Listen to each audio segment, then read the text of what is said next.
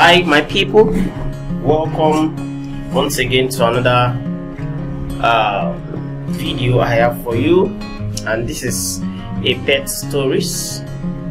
Okay, that's a pet snake feeding on a snail. Okay, so you can see the pet snake trying to feed on its prey.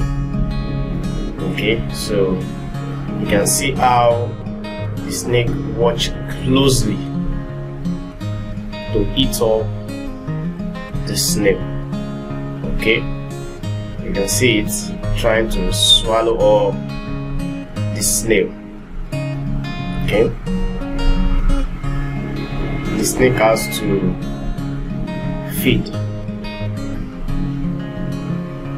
Okay, so and also the snail too is also looking for what to feed on, but on the long run the day wasn't a good day for him, for the snail, so it has to be eaten up by the snake.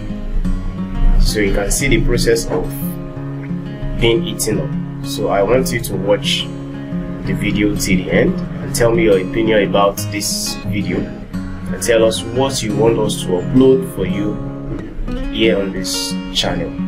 So I want to say a very big thank you to you. Please don't forget to subscribe to this channel.